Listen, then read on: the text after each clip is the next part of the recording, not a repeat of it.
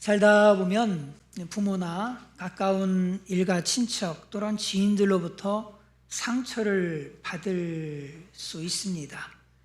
학교에서 학생들은 또 왕따를 당할 수도 있고요. 심지어 친구들로부터 학폭을 당할 수도 있습니다. 어떤 사람은 첫사랑과의 이별의 상처, 어떤 사람은 이혼의 상처, 어떤 사람은 사별의 상처, 어떤 사람은 실패의 상처, 어떤 사람은 학대의 상처 등 우리는 세상을 살면서 수많은 상처를 주기도 하고 또한 수많은 상처를 받기도 합니다. 그런데 그 상처들은 마치 마음의 문신처럼 각인이 되어 버리기도 합니다. 마치 나무에 박힌 옹이처럼 우리의 마음에 박혀서 늘 우리를 괴롭힙니다. 사람들은 이런 상처들이 시간이 지나면 다 해결된다고 말하지만 실제적으로는 그렇지 않습니다.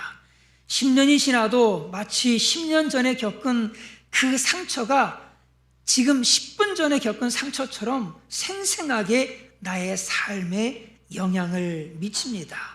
그래서 지금도 그 상처를 생각하면 가슴이 뛰고 부들부들 떨려오는 그런 경우를 보게 됩니다. 이 상처들이 나의 과거를 지배할 뿐만 아니라 현재 나까지도 지배해버리는 그런 현상들을 보게 됩니다. 그래서 과거에 느꼈던 아픈 기억들이요, 현재의 나의 생각과 말, 그리고 감정과 행동까지 다 지배해버리는 일들이 얼마나 많습니까? 심지어 예수 그리스도를 구주로 믿고 새로운 피조물이 된 지금까지도 그 상처의 충격에서 벗어나지 못하는 사람들이 의외로 많습니다. 그래서 지금도 상처 준 사람을 길에서 만나기라도 하면 가슴이 뛰고 머릿속이 하얘지고 온몸이 경직이 되어버립니다. 그럼 우리가 어떻게 이 상처의 감옥으로부터 벗어날 수 있을까요? 요셉을 통해서 그 비결을 살펴보겠습니다. 요셉은 야곱의 11번째 아들로 태어났습니다. 요셉은 야곱이 노년에 낳은 아들이고 또 사랑하는 아들 라헬이 낳은 아들이었기 때문에 아버지의 사랑을 독차지했습니다. 그런데 이런 아버지의 편애로 인해서 요셉은 이복 형들로부터 미움을 받게 되었습니다. 이복 형들의 그 시기와 미움은 아주 극에 달해 있었습니다. 그러던 어느 날 형들의 안부를 알아오라는 아버지의 심부름을 받고 요셉은 형들을 찾아서 먼 길을 떠나서 형들에게 왔습니다. 그런데 형들은 이런 동생을 보자마자 구덩이에 던져 넣어서 죽이려고 했습니다. 하지만 차마 동생을 죽일 수는 없었습니다. 그래서 이복 형들은 미디안 상인들에게 은 20을 받고 노예로 팔아버렸습니다. 이렇게 가까운 형제들에게 이런 일을 당했으니 요셉의 마음에 얼마나 깊은 상처가 남았겠습니까? 아마도 형들에 대한 깊은 트라우마가 생겼을 겁니다. 이렇게 노예로 팔려가게 된 것도 억울한데 게다가 노예로 팔려간 집에서 강간미수범으로 오해를 받고 감옥에까지 갇히는 신세가 되고 말았습니다. 이런 일련의 사건들로 인해서 요셉의 마음에는 아마도 엄청난 분노와 함께 깊은 트라우마가 새겨졌을 것입니다. 그러나 요셉은 복수의 칼을 갈지 않았습니다. 그 상처가 요셉의 인생을 집어삼키도록 허용하지 않았습니다. 오히려 요셉은 그 상처를 극복하고 결국 애굽의 총리가 되었습니다. 그러면 어떻게 요셉이 그 엄청난 상처들을 극복할 수가 있었을까요? 그것은 요셉이 그 상처들을요, 하나님의 섭리로 해석했기 때문이었습니다. 같이 읽습니다. 시작. 요셉의 형제들이 그들의 아버지가 죽었음을 보고 말하되 요셉이 혹시 우리를 미워하여 우리가 그에게 행한 모든 악을 다 갚지나 아니할까 하고, 아버지 요셉이 돌아가시자 이복 형들은 두려웠습니다. 왜냐하면 과거에 자기들이 행한 일에 대해서 동생 요셉이 보복할 것이라고 생각했기 때문이었습니다.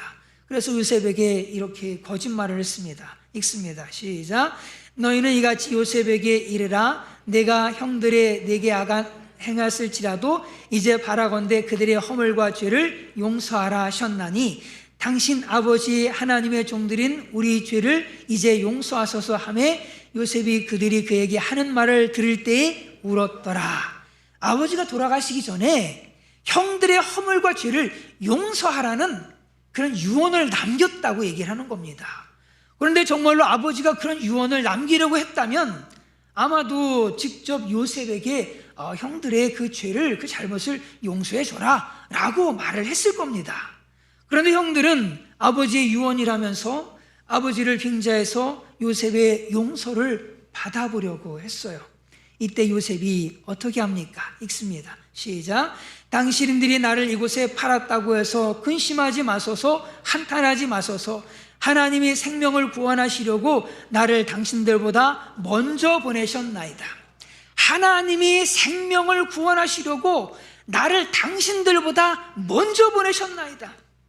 형들이 노예로 팔아서 애굽에 온 것이 아니라 하나님이 당신들의 생명을 구원하시려고 나를 먼저 보낸 것이라고 그렇게 얘기를 하는 거예요. 자신을 애굽에 보낸 사람은 형들이 아니라 하나님이시라고 하는 거예요. 그러면서 형들을 위로합니다. 당신들이 나를 이곳에 팔았다고 해서 근심하지 마소서, 한탄하지 마소서. 그리고 또 이렇게 말합니다. 읽습니다. 시작. 하나님이 큰 구원으로 당신들의 생명을 보존하고 당신들의 후손을 세상에 두시려고 나를 당신들보다 먼저 보내셨나니. 하나님이 나를 당신들보다 먼저 보내셨나니. 발려온 것이 아니에요. 발려온 것이 아니라 하나님이 보내셨습니다 라고 그렇게 또 얘기를 하는 거예요. 또 이렇게 얘기를 합니다. 읽습니다. 시작.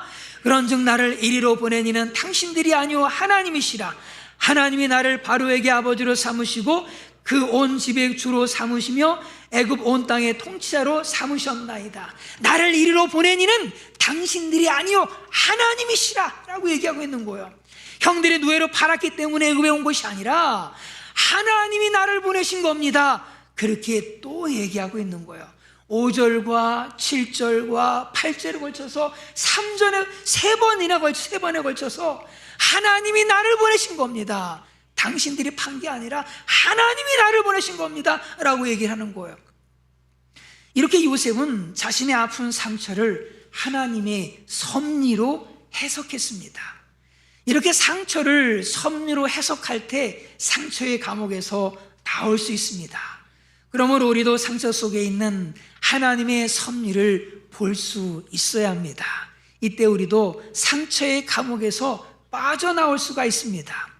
우리에게 과거에 일어났던 그 상처들 결코 바꿀 수 없습니다.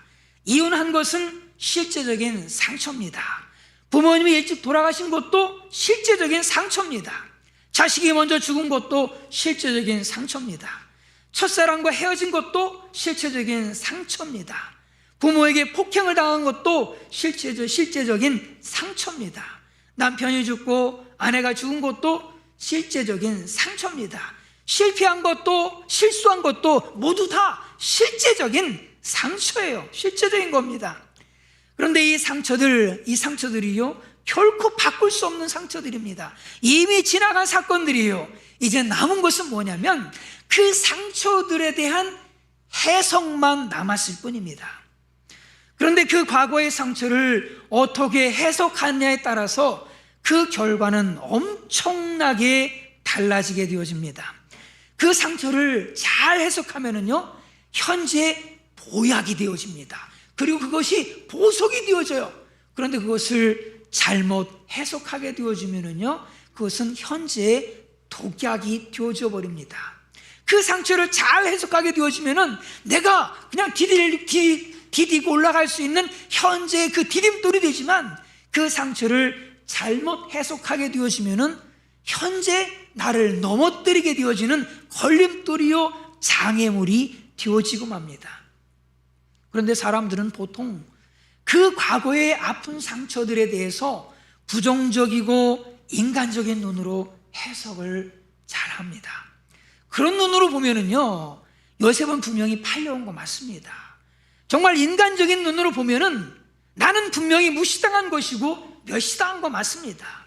그런 인간적인 눈으로 보면, 부정적인 눈으로 보면 나는 분명히 속임을 당한 것이고 사기를 당한 것, 그거 맞습니다. 그러나 이런 해석은요, 지극히 어리석은 해석입니다. 왜냐하면 예수님을 믿는 여러분들에 대해서 성경이 이렇게 말씀하고 있기 때문에 그렇습니다. 읽습니다. 시작. 우리가 알거니와 하나님을 사랑하는 자 곧 그의 뜻대로 부르심을 입은 자들에게는 모든 것이 합력하여 선을 이루느니라. 그리스도 예수 안에 있는 사람들에게 있어서 과거의 그 모든 상처들은 결국 하나님의 선을 이루기 위한 과정이라고 말씀하고 있는 거예요. 그러므로 우리는 하나님의 선을 이루기 위한 그 과정의 관점으로 우리의 모든 상처들을 해석해야 됩니다. 하나님의 섭리의 눈으로 우리의 상처들을 해석을 해야 돼요. 아픔과 슬픔, 상처와 고통까지도 하나님의 그 섭리의 관점으로 해석해야 됩니다. 과거에는 당연히 이해할 수 없었고 지금도 이해할 수 없는 그런 일들이라 할지라도 내가 모르는 하나님의 섭리가 그곳에 숨어있다라고 하는 그 실제적인 사실을 우리는 인정해야 돼요. 하나님의 섭리로 인해서 요셉은 이복 형들에 의해 노예로 팔려간 것이 아니라 하나님에 의해서 먼저 애굽에 보내진 겁니다. 이렇게 하나님의 섭리의 눈으로 보게 되어지면은 내가 사업에 실패한 것이 아니에요. 하나님께서 물질을 가져온 것 뿐입니다. 이렇게 하나님의 섭리의 눈으로 보게 되어지면은 내가 바보 같아서 당한 것이 아니라 그 시간이 내게 필요했기 때문에 우리 하나님께서 허락을 하셨던 것입니다. 이렇게 하나님의 섭리의 눈으로 보게 되어지면 내 인생의 그 상처들을 그 섭리의 눈으로 보게 되어지면 그 모든 상처와 아픔들은 내 안에 하나님의 소망이 이루어지기 위해서 꼭 필요했던 과정이었음을 알 수 있습니다. 이렇게 하나님의 섭리의 눈으로 보게 되어지면 감당하기 어려운 그 상처들을 통해서 오히려 나를 칭찬과 영광과 존귀를 얻기에 합당한 자로 만들어 가고 계셨음을 우리는 알 수 있습니다. 읽습니다. 시작. 너희 믿음의 확실함은 불로 연단하여도 없어질 금보다 더 귀하여 예수 그리스도께서 나타나실 때에 칭찬과 영광과 존귀를 얻게 할 것이니라. 그러므로 사랑하는 여러분, 과거의 상처들 그리고 지금의 현재의 아픔들은 내가 바보 같아서, 우리 집이 찢어지게 가난해서, 우리 엄마 아빠가 못나서, 내가 배우지를 못해서, 내 머리가 나빠서, 내가 능력이 없어서 그러는 것이 아니라 하나님의 선하신 섭리 안에서 일어나고 있다는 사실을 믿으시기를 간절히 바랍니다. 그러므로 이제부터는 나에게 주어주었던 그 과거에 그 상처 줬던 그 사람들은 내가 미워하고 내가 증오하고 내가 복수해야 될 그 사람들이 아니라 오히려 나를 만들어 가시기 위해서 하나님의 특별한 계획 안에서 하나님께서 친히 준비하신 배역들, 배우들이었다라고 하는 사실로 해석을 하셔야 됩니다. 이제 여러분의 과거를 하나님의 섭리의 눈으로 다시 한번 살펴보십시오. 그리고 내가 상처받았던 그 자리, 그 현장에 함께 계셨던, 그리고 그 모든 상황들을 연출하고 계셨던 감독 되시는 하나님을 한번 느껴보십시오. 그곳에 계시는 하나님이 보이십니까? 그 하나님이 보이시면 상처의 감옥문은 바로 열리게 될 것입니다. 이 말씀을 믿으십시오. 읽습니다. 시작. 우리가 알거니와 하나님을 사랑하는 자 곧 그의 뜻대로 부르심을 입은 자들에게는 모든 것이 합력하여 선을 이루느니라. 요셉은 하나님의 섭리의 눈으로 과거의 모든 상처들을 극복하면서 형들을 이미 다 용서를 했습니다. 그런데 형들은 이 용서를 받아들이기가 쉽지가 않았어요. 그래서 다시 용서를 청합니다. 읽습니다. 시작. 당신 아버지의 하나님의 종들인 우리 죄를 이제 용서하소서 하매 요셉이 그들이 그에게 하는 말을 들을 때에 울었더라. 과거의 죄에서 벗어나지 못한 죄, 정죄를 받고 있는 그 형들을 생각할 때 요셉은 마음이 너무나 아팠던 거예요. 그래서 울었습니다. 그래서 다시 이렇게 얘기를 합니다. 읽습니다. 시작. 당신들은 두려워하지 마소서. 내가 당신들과 당신들의 자녀를 기르리이다 하고 그들을 간곡한 말로 위로하였더라. 내가 당신들과 당신들의 자녀를 기르리이다. 형들과 형들의 자녀까지 기르겠다고 얘기하는 겁니다. 아픈 상처가 있었음에도 불구하고 형들을 미움의 대상이 아니라 오히려 사랑의 대상으로 그렇게 여기고 있는 요셉의 모습을 봅니다. 도대체 무엇이 이렇게 용서를 넘어서서 오히려 사랑할 수 있는 사람으로 요셉을 만들었던 것일까? 요셉은 이렇게 말합니다. 읽습니다. 시작. 요셉이 그들에게 이르되 두려워하지 마소서. 내가 하나님을 대신하리이까. 내가 하나님을 대신하리이까. 이 말은 두 가지 의미를 담고 있습니다. 첫째는 자신이 심판자가 되지 않겠다는 것입니다. 자신이 판단하고 정죄하는 자가 되지 않겠다는 거예요. 하나님의 주권을 침해하지 않겠다는 겁니다. 아무리 형들이 자신에게 잘못을 했다 해도 자신이 하나님을 대신해서 심판할 수 없다는 겁니다.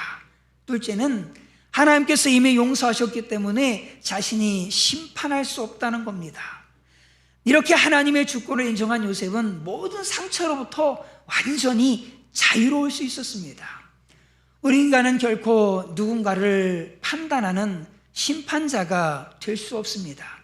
우리에게는 심판할 권한이 없습니다. 왜냐하면 우리는 모두 다 똑같은 죄인이기 때문입니다. 머무든 개를 나무랄 수 없듯이요, 다 똑같은 죄인인데 누가 누구를 정죄하고 판단할 수가 있겠습니까? 만약에 인간에게 이렇게 심판할 수 있는 권한이 주어진다면 아마도 서로가 서로를 다 그냥 쳐 죽여서 이 세상에는 단 한 사람도 남을 사람이 없을 겁니다. 인간은 심판자가 아닙니다. 인간은 사랑해야 될 대상이요, 용서해야 할 대상이요, 또한 용서받아야 될 대상입니다. 그러므로 우리 중 누구도 그 누구도 하나님을 대신해서 심판할 수 있는 권한을 가진 사람은 아무도 없습니다. 여러분, 우리 주먹을 한번 불끈 져보십시오. 자, 이 주먹 안에 여러분이 미워하는 그 사람의 목을 집어넣으세요. 이 두 주먹 안에 쥐고 있는 그 상처 준 그 사람들을 이제는 놓아주시지 않으시겠습니까? 피십시오. 이제는 다 놓아주십시오. 다 놓아주십시오. 그리고 이제는 그들의 손을 잡아주고 용서의 품으로 안아주시지 않으시겠습니까? 그러면 그 상처의 감옥문이 활짝 열리게 되어질 겁니다. 끔찍한 상처로 인한 그 감옥을 만들지 마십시오. 상처가 남을 수는 있겠지만 그 상처의 감옥에 갇힐 필요는 없습니다. 그러나 용서하지 못하면, 미움과 분노를 다스리지 못하면 결국 그 감옥에 갇히게 됩니다. 이 감옥에서 나올 수 있는 유일한 길은 용서하는 겁니다. 용서는 위대한 기적을 만들어냅니다. 비록 삶 전체를 뒤흔드는, 정말 내 삶을 완전히 송두리째 뒤흔들어 버리는 그런 아픈 상처가 있었다 할지라도 용서하면 삶이 정상적으로 회복이 됩니다. 어린 시절 부모가 준 상처, 믿었던 누군가의 배신, 과거 연인이 준 상처, 정말 이루 말할 수 없는 그런 상처들이 많을지라도 우리가 용서하기만 하면 그 상처의 늪에서 빠져나올 수 있습니다. 20여 년간 용서를 연구한 로버트 앤 라이엇 교수는 우울증에 시달리는 사람, 이혼 위기에 처한 부부, 암 환자, 정신질환자 등 다양한 대상으로 연구를 했습니다. 그 연구 결과 용서를 실천한 사람들이 우울증에서 벗어나고 병세가 호전되고 마음의 평화를 얻는 극적인 변화를 보였다고 합니다. 뿐만 아니라 마약 중독자들을 대상으로 한 연구에서도 용서를 실천한 사람들이 기존에 치료만 받던 사람들보다 분노나 우울증이나 걱정이 확 줄어들고, 그리고 내면의 자부심이 높아져서 재활치료에 큰 도움이 되었다고 합니다. 그러므로 영과 혼과 육이 강건하기를 원한다면 상처에 분노를 품지 마시고 용서할 수 있는 모두가 되시기를 간절히 바랍니다. 성경은 이렇게 말씀합니다. 같이 읽습니다. 시작. 내 사랑하는 자들아, 너희가 친히 원수를 갚지 말고 하나님의 진노하심에 맡기라. 기록되었을 때 원수 갚는 것이 내게 있으니 내가 갚으리라고 주께서 말씀하시니라. 아멘. 친히 원수를 갚지 말라고 말씀합니다. 또 읽습니다. 시작. 내 원수가 줄이거든 먹이고 목마르거든 마시게 하라. 그리함으로 내가 숯불을 그 머리에 쌓아놓으리라. 악에게 지지 말고 선으로 악을 이기라. 하나님은 우리가 어린 시절 부모가 준 그 상처, 믿었던 누군가의 배신, 과거 연인이 준 상처, 이런 것들을 되새김질하면서 분노의 화염병을 품고 살기를 원하지 않으십니다. 영과 혼과 육이 병들어서 불행하게 되는 그런 일들이 우리에게 있기를 원하지 않으세요. 주님께서는 용서하기를 원하십니다. 그 모든 것들로부터 다 용서하기를 원하십니다.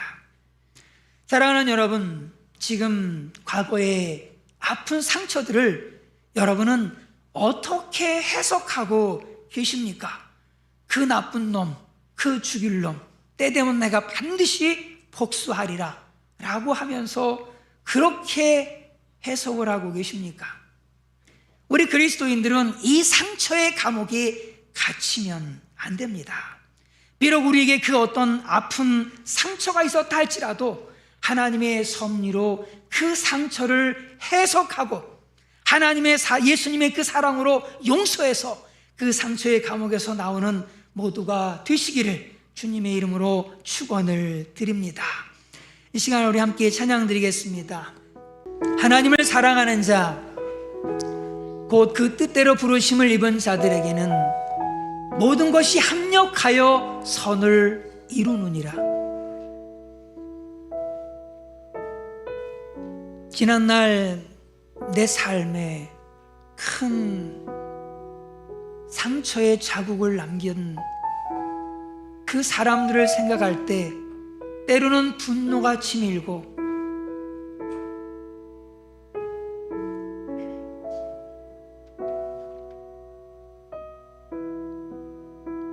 정말 어떻게 할 수 없는 그 미움이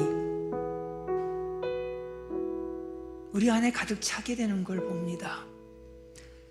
예수님 믿으면 다 해결될 줄 알았는데 그래도 여전히 내 안에 그 미움이 갇히질 않고, 할 수만 있다면 시원하게 복수도 해주고 싶고, 우리 속에 있는 그 상처들이 아물지 않아서 지금도 아파올 때가 얼마나 많은지 모릅니다. 그러나 우리가 기억해야 될 것이 있습니다. 그 상황들 앞에 카메라를 들이밀고 그 모든 것들을 연출하면서 찍어가고 계셨던 우리 하나님을 우리는 기억해야 됩니다. 그 시간에 나에게 상처를 주었던 그 사람들이 나쁜 사람들이 아니라, 또 내가 부족하고 내가 시원찮고 내가 문제가 많아서도 아니고, 다만 나를 만들어가기 위해서 그 시간이 내게 꼭 필요해서 우리 하나님께서 우리에게 주셨던 그 시간들인데, 우리는 그 시간들을 생각하면서 분노하고 울기도 하고 답답해서 그냥 술을 퍼먹기도 하고 참 그럽니다. 그러나 기억하십시오. 그 모든 것들 하나님의 섭리 안에 있었다는 사실, 그리고 그 모든 것들을 통해서 하나님께서 우리를 만들고 계셨다라고 하는 사실을, 하나님께서 쓰실 만한 믿음의 사람으로 만들어 가고 계셨다라고 하는 사실을 기억하십시오. 때로는 이해 안 될 수도 있어요. 그게 어떻게 섭리입니까? 그게 어떻게 섭리입니까? 그건 섭리가 아니에요 라고 반발할 수도 있습니다. 그러나 나보다 크신 하나님, 나의 모든 것을 아시는 하나님은 그 모든 것들을 통해서 만들고 계신다는, 하나님의 선을 만들고 계신다는 사실을 기억하시고, 그 시간들 아프지만 감사하시고, 그 시간들 때문에 내 두 주먹에 불꽃 힘이 들어갔던 그 미움과 분노를 이제는 놓으시고 용서하시고 요셉처럼 그들을 안아주시면 좋겠습니다. 우리 주님께서 여러분을 사랑하십니다. 너무너무 사랑하십니다. 그래서 그 모든 것들을 주신 거예요. 이 시간 우리 함께 기도했으면 좋겠습니다. 내 삶 속에 오셔서 때론 아프지만 나를 만져주셨던 그 주님, 내가 그 주님을 보게 해주시옵소서. 내 눈을 열어주셔서 나의 과거의 그 시간 속에 나와 함께 계셨던 그 주님을 볼 수 있는 눈을 나에게 열어주십시오. 하나님 아버지, 우리 주의 성령께서 우리 가운데 충만함으로 임재하여 주시옵소서. 하나님, 그래서 우리의 눈을 열어주시기를 기도하고 원합니다. 그 상처받았고 정말 눈물 없이는 견딜 수 없었던 그 시간들 속에 우리 주님께서 하나님의 섭리로 함께 하셨던 그 시간을 아버지 볼 수 있는 영적인 눈을 하나님 열어주시기를 간절히 기도하고 원합니다. 아버지 하나님, 고통받는 나 이외에는 아무도 없었고 내가 무시받고 멸시받고 조롱당하며 눈물을 흘리며 슬퍼하고 있을 이 그 시간에 우리 주님께서 그 모든 것들을 지켜보시면서 나를 만들어 가시기 위해서 그 시간들을 잠잠히 허락하셨던 그 하나님을 볼 수 있는 우리 영적인 눈을 열어 주시기를 기도하고 원합니다. 하나님 아버지의 산영문에 당신의 사랑하는 자녀들 한 분 한 분들 긍휼히 여겨 주옵소서. 지금까지 살아오면서 얼마나 많은 칼자국이 그 마음에 있는지요. 남편으로부터, 아내로부터, 목회자로부터, 성도들로부터, 자녀로부터, 친구로부터, 이웃으로부터 수많은 상처들로 인해 하나님 아버지 성한 곳이 없는 아버지 우리 성도들의 마음을 우리 주님께서 만져주시고 위로하여 주시고 눈을 열어주셔서 그 시간들 내가 허용한 시간이란다, 너를 만들기 위해서 내가 허용한 시간들이란다. 그 사람들이 나쁜 사람들이 아니라 그 사람들은 너를 만들기 위해서 내가 잠시 사용한 도구들이란다, 잠시 사용한 배역들이란다. 우리 주님의 음성이 우리 속에 들려지는 은혜를 하나님 허락하여 주시옵소서. 그 모든 것들을 섭리로 극복하고 용서로 넘어서서 그 상처의 감옥에서 나오는 우리 예산영문의 모든 믿음의 식구들 될 수 있도록 하나님 축복하여 주시옵소서.